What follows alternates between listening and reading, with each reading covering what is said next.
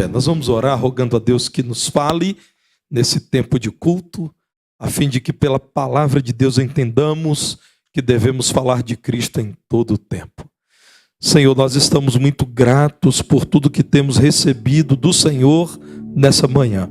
Mas queremos mesmo, Senhor, de todo o coração, que a Tua palavra pregada tem muito ainda a nos acrescentar. Fale-nos, iluminando-nos pelo Teu Santo Espírito, e por esse mesmo Espírito que nos santifica, nos dê desejo intenso de vivenciar a Tua palavra e da mensagem dela falar em todo o tempo. Oramos em nome de Jesus. Amém. Permaneça em pé, meu irmão, para a leitura de Atos, capítulo 18, versos 5 a 11. Texto bíblico do qual foi extraído o versículo que é a divisa da campanha de missões estaduais de 2023. Atos, capítulo 18, versos 5 a 11.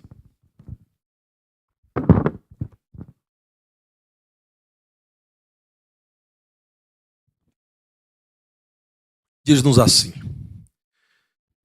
quando Silas e Timóteo desceram da Macedônia, Paulo se entregou totalmente à palavra, testemunhando aos judeus que o Cristo é Jesus.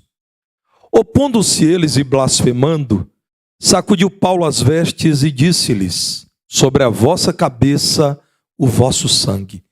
Eu dele estou limpo, e desde agora vou para os gentios. Saindo dali, entrou na casa de um homem chamado Tício Justo, que era temente a Deus.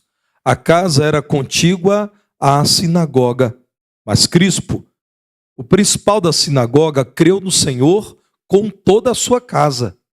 Também muitos dos coríntios, ouvindo, criam e eram batizados.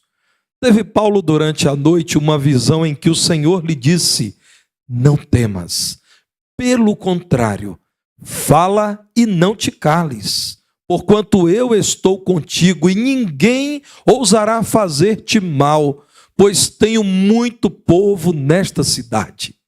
E ali permaneceu 1 ano e 6 meses, ensinando entre eles a palavra de Deus. Amém.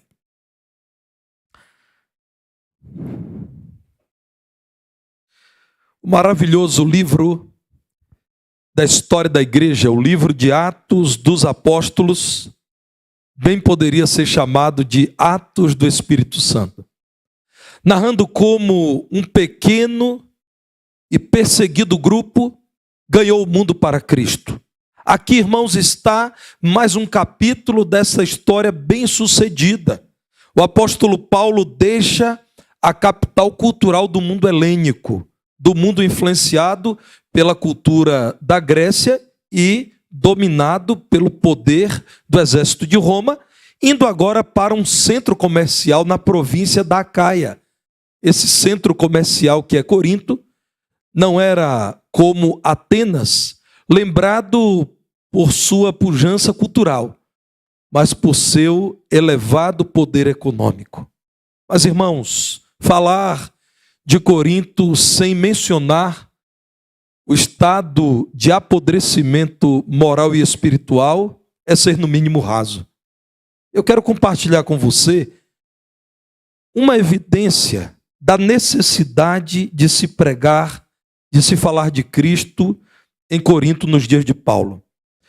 O grande templo de Afrodite, que recebia muita gente durante todo o ano, mantinha diariamente 1000 sacerdotisas prostitutas.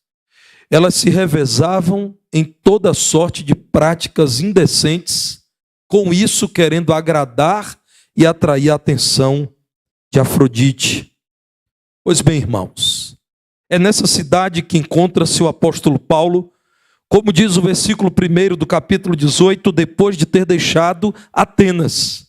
Chega então à populosa cidade de Corinto. E Deus abençoa Paulo com a chegada de Silas e Timóteo, como está dito no verso 5, que chegam entusiasmados da Macedônia, onde o reino de Deus estava avançando naquele momento de modo extraordinário.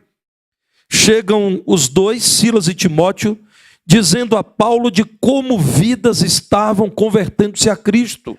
Ora, Paulo, que encontrou poucas pessoas dispostas a ouvir de Cristo em Atenas, ou pelo menos dispostas a ouvirem de Cristo com boa disposição, fica então entusiasmado ao pensar: se o mesmo evangelho que eu prego, o mesmo Cristo de quem falo em todo o tempo em Corinto, está transformando muitas vidas na Macedônia, então é claro que aqui nós ainda alcançaremos muita gente para o Senhor.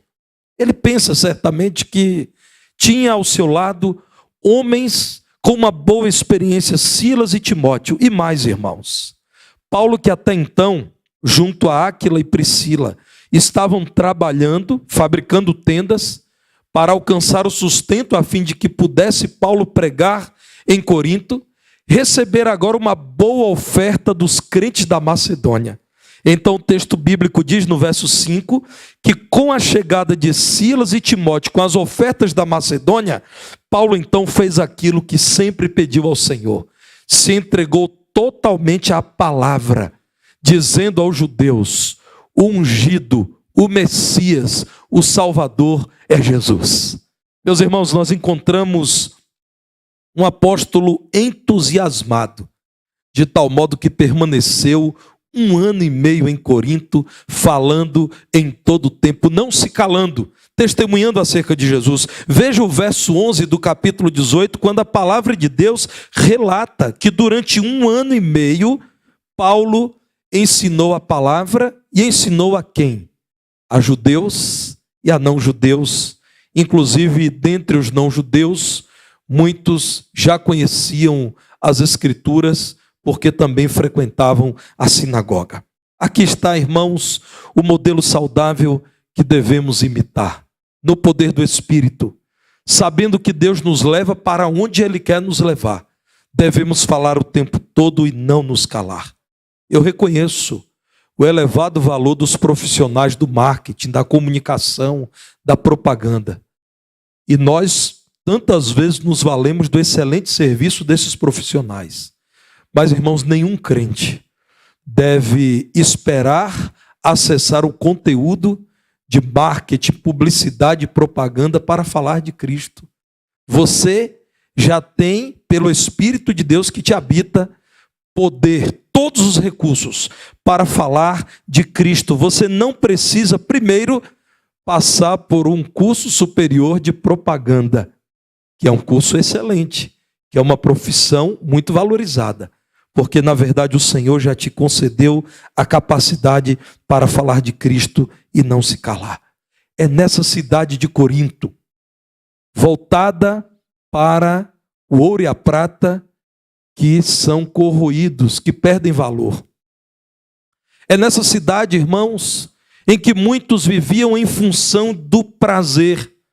Prostitutas eram sacerdotisas no templo de Afrodite. É nessa cidade em que, mais uma vez, judeus acusam Paulo de querer ensinar costumes contrários àquilo que os judeus adotavam como sua identidade étnica, que o Senhor, então, numa visão, diz a Paulo: não temas, pelo contrário, fala em Corinto e não te cales.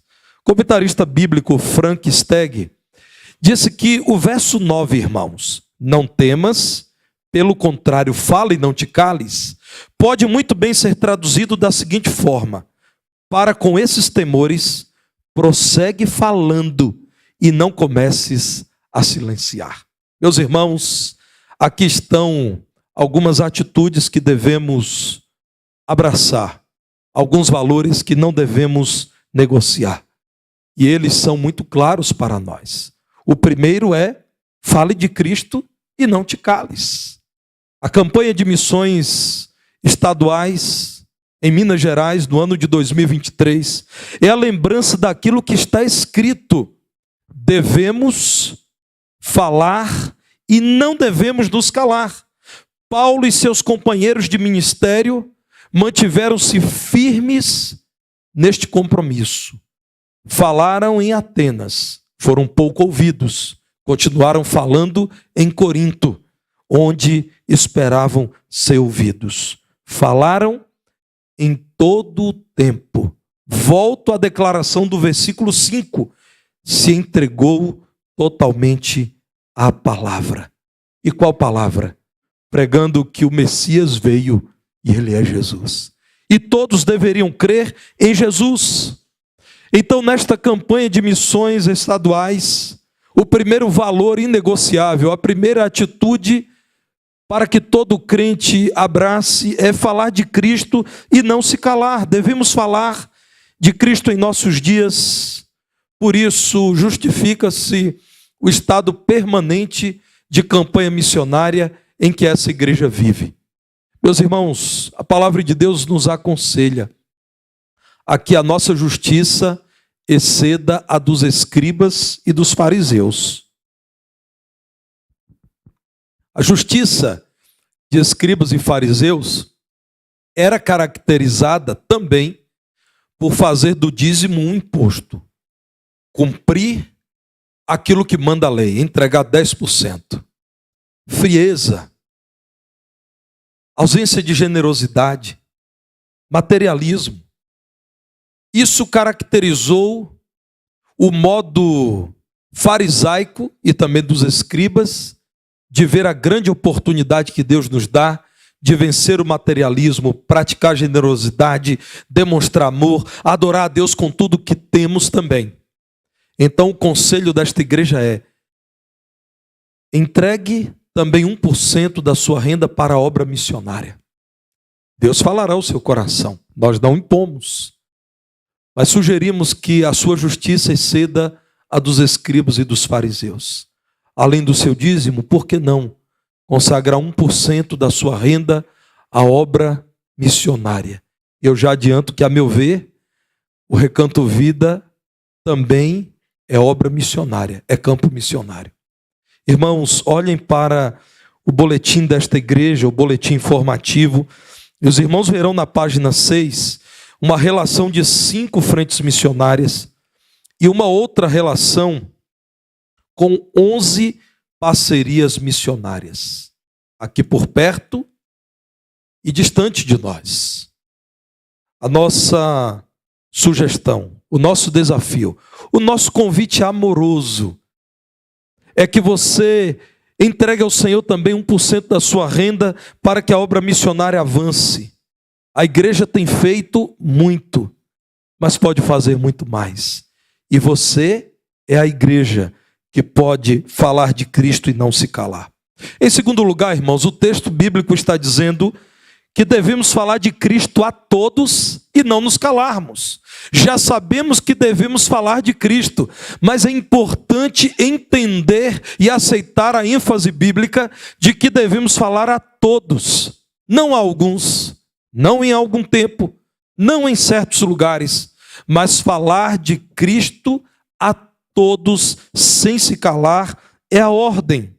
O trabalho de Paulo não o impediu de falar a todos. Ele visitava a sinagoga e falava aos judeus, mas ele trabalhava fabricando tendas e falava com muitos não-judeus.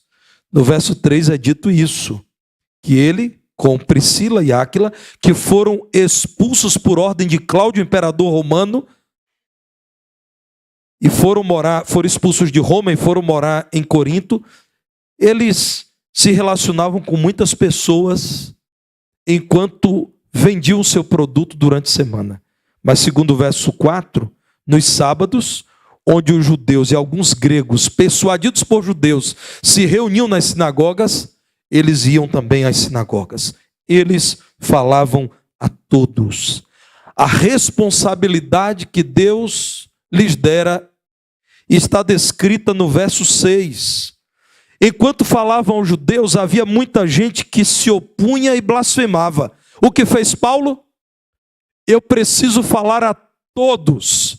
Então Paulo sacudiu as vestes, dizendo: judeus, a quem eu tenho nas Escrituras demonstrado que Jesus é o Cristo, vocês rejeitam a Cristo e blasfemam dele. Sobre a vossa cabeça o vosso sangue. Eu deste sangue estou limpo, Deus não me cobrará. Agora, desde agora vou para os gentios, é o que ele diz no verso 6, e saindo da sinagoga, onde fora rejeitado, Paulo entra na casa de um homem chamado Tício Justo, e o nome dele indica que ele era um não-judeu, temente a Deus, isto é, já estava ouvindo das Escrituras, crendo na palavra de Deus. E Paulo então prega para aquele homem numa casa contígua à sinagoga. A imagem bíblica, irmãos, eu vim falar à sinagoga. Os judeus não quiseram ouvir-me. Qual é a próxima casa em que posso entrar? Então Paulo entra na casa vizinha, a casa de Tício Justo, e diz: pregarei a esse homem não judeu, porque eu devo falar a todos e não me calar. Em Minas Gerais, irmãos, precisamos falar a todos. Nós já sabemos, Minas é um mundo. Belo Horizonte é a quinta maior cidade do gigante do hemisfério sul, que é o Brasil. Minas Gerais é o segundo mais populoso estado do país e o estado com o maior número de cidades do Brasil. Irmãos, precisamos falar a todos nesse caldo cultural que é Minas Gerais e muito especialmente a região metropolitana. Precisamos falar a indígenas, a quilombolas, a ciganos, a imigrantes. Precisamos falar a dependentes químicos, a ateus. Precisamos falar na cidade e também no campo. Talvez você pense que o campo está distante de nós. Algumas das nossas frentes missionárias estão no campo.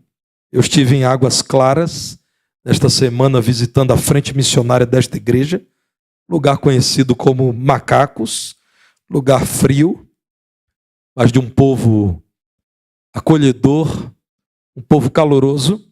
E ali, irmãos, estamos numa área rural.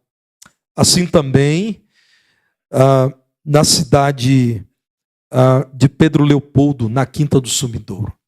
Nós temos o dever de falar de Cristo a todos sem nos calar. Diante da rejeição dos judeus, Paulo disse: continuarei falando e não me calarei. Como desejo falar a todos e preciso falar a todos, falarei a outros. Se os judeus não me ouvem, falarei aos gregos. Paulo, irmãos, pregou com a certeza de que vidas seriam tocadas pelo Senhor. No verso 8 é dito que até o líder da sinagoga creu no Senhor com toda a sua casa. E também muitos dos coríntios, ouvindo, criam e eram batizados. É a sequência de todo o Novo Testamento. É preciso que alguém ouça a palavra de Deus, o Evangelho, e creia no Evangelho, e só então crendo seja batizado. Nós não encontraremos no Novo Testamento nenhum exemplo de batismo de recém-nascidos. A sequência é sempre essa: ouvindo, criam e eram batizados.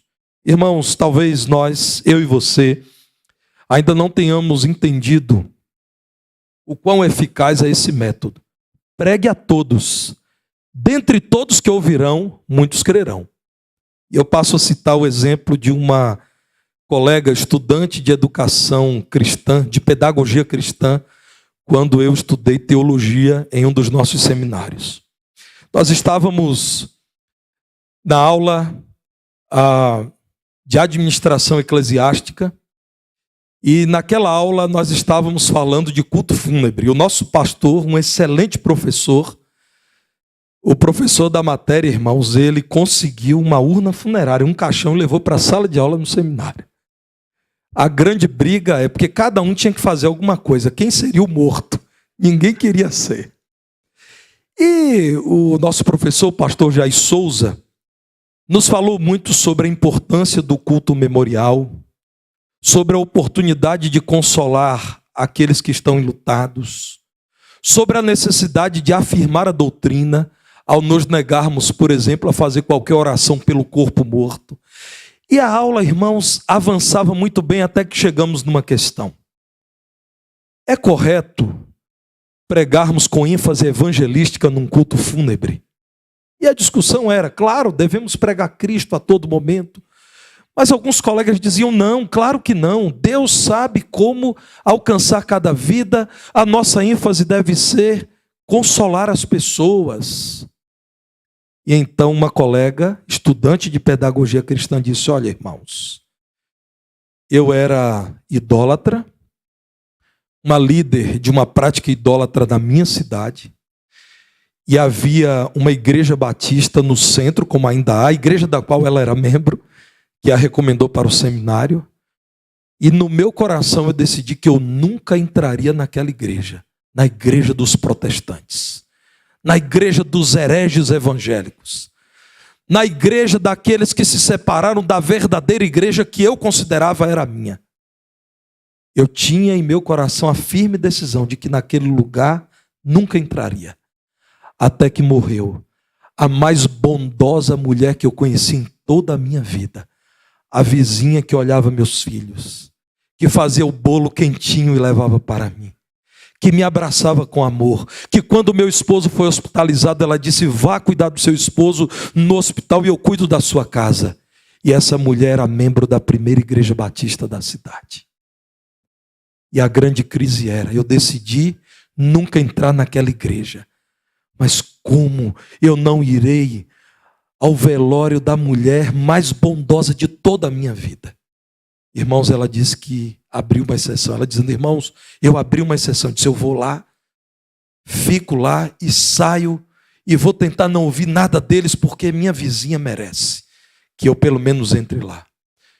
A única vez, a primeira vez em que ela participou de um culto evangélico, o pastor Ricardo Portela Paim, pai do atual presidente da Convenção Batista Brasileira, o pastor Jonatas Paim, na primeira igreja batista de uma pequena cidade baiana chamada Amélia Rodrigues, pregou, fez apelo, aquela minha colega de seminário entregou a vida a Jesus, abandonou a idolatria, tornou-se membro daquela igreja, vocacionada para o Ministério da Educação Cristã, foi recomendada por aquela igreja, na qual ela dizia: nunca entrarei. Tornou-se líder daquela igreja. Irmãos, eu não sou capaz de compreender os caminhos de Deus. Eu sei que o Espírito Santo é poderoso para abrir o mais terrível coração, o mais fechado coração, o mais duro coração. Então, irmãos, o nosso papel é falar a todos sem nos calarmos. O pastor Ricardo Paim entendeu que deveria, dirigido pelo Espírito Santo, falar de salvação num culto fúnebre. E uma vida preciosa foi alcançada. Hoje, inclusive, ela é missionária. Fala de Cristo e não te cales, fala de Cristo a todos e não te cales, mas fala de Cristo a todos e não te cales acerca do Evangelho. Irmãos, não devemos falar da denominação, não devemos falar da Igreja Batista do Barro Preto, devemos falar de Cristo. Quem vier a crer em Cristo perguntará: em qual igreja devo estar? E aí nós vamos dizer: na Igreja Batista do Barro Preto. Qual é a sua fé? E aí você dirá: eu sou um crente batista. Mas, irmãos, o conteúdo da nossa pregação é primeiramente Cristo. Se não falamos de Cristo, nós não falamos daquilo que todos precisam ouvir. Na verdade, se não falamos de Cristo, devemos nos calar. Diz a palavra de Deus que Paulo se entregou totalmente à palavra de Deus. Você pode mais uma vez olhar para a sua Bíblia, no verso 5 isso é dito. E há um esclarecimento no verso 5 da palavra de Deus. Qual era o grande tema tratado? Cristo é Jesus, o Cristo, o ungido, o escolhido para salvar o homem pecador é Jesus. Portanto, irmãos, os que criam eram, depois de crentes no Senhor, discipulados e batizados. Vejam como a palavra de Deus apresenta isso. Muitos dos coríntios ouvindo. Ouvindo o quê? A palavra. Qual palavra? Cristo é Jesus. Ouvindo, criam e eram batizados. Você leu na sua Bíblia acerca de algumas vidas alcançadas. Uma delas é Crispo. Você pode olhar no verso 8º. Crispo, o principal da sinagoga, creu. Vamos ver um pouco mais acerca de Crispo? 1 Coríntios, capítulo 1, verso 14. Paulo, falando aos crentes de Corinto, diz assim: dou graças a Deus porque a nenhum de vós batizei, exceto Crispo e Gaio. A nenhum de vós batizei, exceto Crispo e Gaio. Paulo essencialmente pregava e outros pastores da igreja batizavam. Ele está dizendo: há pessoas que ouviram o evangelho, creram no evangelho e creram de tal modo que entenderam o que significa perseverar em Cristo e pediram o batismo bíblico. Davam os crentes público testemunho de fé em Cristo, e isso era confirmado, a fé em Cristo, pela nova vida dos que criam.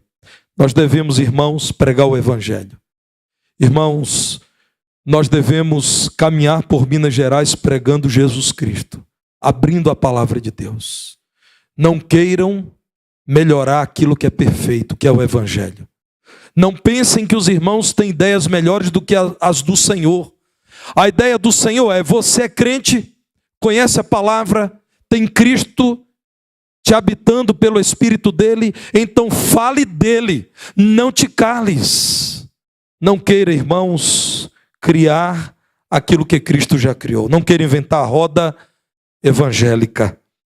Devemos cuidar para que todos ouçam do evangelho, creiam em Jesus e sejam batizados biblicamente. Devemos falar sem nos calar. 1 Coríntios, no capítulo 2, Deus usa o apóstolo Paulo nos versos 1 a 5 para falar daquilo que Atos apresenta no capítulo 18. Paulo está narrando aos crentes de Corinto que se perderam em certos pontos da doutrina e do culto, falando sobre a origem do trabalho dele na cidade de Corinto. Vejam o que Paulo diz, irmãos. 1 Coríntios 2, 1 a 5. Eu, irmãos, quando fui ter convosco, anunciando-vos o testemunho de Deus, não fiz com ostentação de linguagem ou de sabedoria, porque decidi nada saber entre vós, senão a Jesus Cristo e este crucificado. E foi em fraqueza, temor e grande tremor que eu estive entre vós.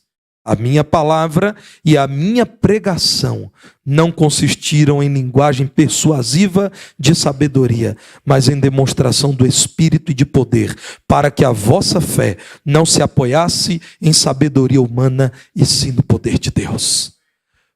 Fale de Cristo a todos acerca do Evangelho.